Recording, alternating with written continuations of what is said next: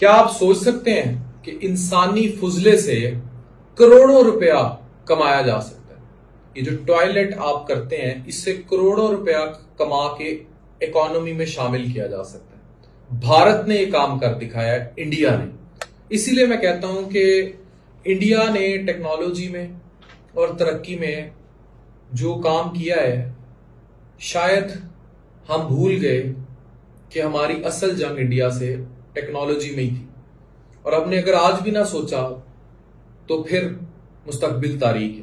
پاکستانی 1500 کروڑ اور بھارت کے تقریباً 400-500 کروڑ انڈین روپیز یہ بھارت میں کمائے جا رہے ہیں سالانہ، اور یہ 2021 کا ڈیٹا ہے۔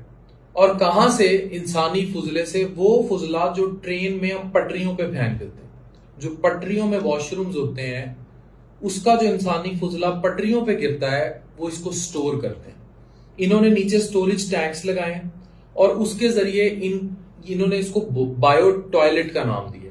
یہ کرتا کیا ہے؟ یہ بایو ٹوائلٹ وہ انسانی فضلہ سٹور کرتا ہے، بالکل ایسے جیسے آپ گوبر سے، لوگ گھروں میں جانوروں کے گوبر سے جو بایو گیس کی سوئی گیس نکالتے ہیں، وہی طریقہ کار ہے۔ ان کو سٹوریج ٹینکس میں جب انسانی فضلہ جاتا ہے تو اس میں اینائروبک بیکٹیریا اپنا ایکشن لیتا ہے، جو پانی بچ جاتا ہے اسے فلٹر کر کے ہی یہ ٹرینیں دھوتے ہیں، اور جو انسانی فضلہ ہے اس سے یہ گیس بنتی ہے، بایو گیس میتھین، اور اس سے پھر یہ جو انرجی فیول پیدا کرتے ہیں جو کنزمپشن میں یوز ہوتا ہے، یہ دوبارہ اس انرجی کو یوٹیلائز کرتے ہیں مختلف فارمز میں۔ جو گیس بنتی ہے اسی سے انرجی لے کر یہ مختلف فارمز میں اس کو یوز کرتے ہیں، اور یہ تقریباً پاکستانی سالانہ 1500 کروڑ روپیہ بھارت واپس اپنی اکانومی میں ڈالتا ہے۔ 70% جو ٹرینوں کے ڈبے ہیں اس ٹائم بھارت میں، ان میں بایو ٹوائلٹ لگا دیا گیا ہے۔ ٹرینوں میں یہ technology Indian Defence Research and Development Organisation DRDO نے متعارف کرے۔ یہ طریقہ کوئی نیا نہیں ہے، ہم پہلے بھی جانتے ہیں، اور اس طرح جو ہے ان لوگوں نے سائنس کا حسن استعمال کرتے ہوئے ترقی کر لی۔ اب سوال ہیں، اور بہت سارے سوال ہیں، کیا ہم کبھی اس لیول کی سوچ اور ویژن بنا پائیں گے، یا ہم لوگ ساری زندگی وہ ضروریات جو انسان نہیں صرف جانور کے گرد گھومتی ہیں، روٹی، کپڑا اور مکان، یہ کیا ہے؟ روٹی آپ کا کھانا، یہ جانور کو بھی چاہیے، کپڑا اور مکان، شیلٹر، یہ جانور کو بھی چاہیے، وہ ٹیکنیکلی کپڑے نہیں پہنتا لیکن شیلٹر اس کو چاہیے۔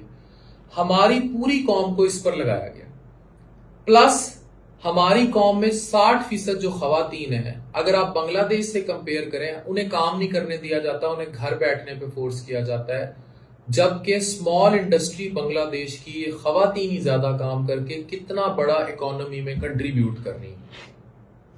سوچ کا فرق ہے، یہ صرف ویژن کا فرق ہے، یہ کوئی ڈراسٹک فرق نہیں ہے کہ آپ یہ کہیں کہ یہ دنیا ہی کوئی اور ہے اور انڈیا کوئی اور دیش کے لوگ ہیں، وہ ہم جیسی لوگ ہیں۔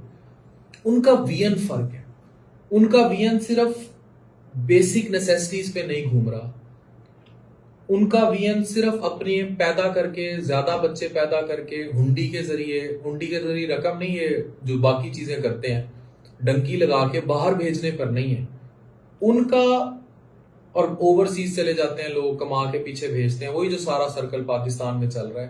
ان کا ذہن یہاں نہیں ہے، ان کا ذہن اپنی اکانومی کی ڈیولپمنٹ پہ، اور یہ والا جو مائنڈ سیٹ ہے that is ultimately bringing a lot of change. یہی وجہ ہے کہ آج 4 روپے ہمارا جو ہے 4 روپے اور ان کا 1 روپیہ، اور آنے والے وقت میں مجھے لگتا ہے ڈالر کی طرح انڈین روپی کی ویلیو ہوگی پاکستان میں۔ تو ہمیں سوچنا پڑے گا کہ جو ہمارے ساتھ آزاد ہوئے تھے ان لوگوں نے ایسی کیا چینجز لے کر آئے ہیں کہ آج ان کی ترقی یہاں ہے، وہ کہاں پہنچ گئے ہیں اور ہم بالکل ہی زمین پر آ گئے۔ یہ ہمیں تصور کرنا ہوگا، سوچنا ہوگا۔ اگر یہ نہیں سوچیں گے اور یہ چینجز ہم نہیں لائیں گے تو ایک ایسی نہ ختم ہونے والی تباہی ہے جس تباہی کو پھر کوئی نہیں روک سکتا، اور یہ تباہی بربادی لے کر آئے گی۔ ہمیں یقینی طور پر اپنی اصلاح کرنی ہوگی۔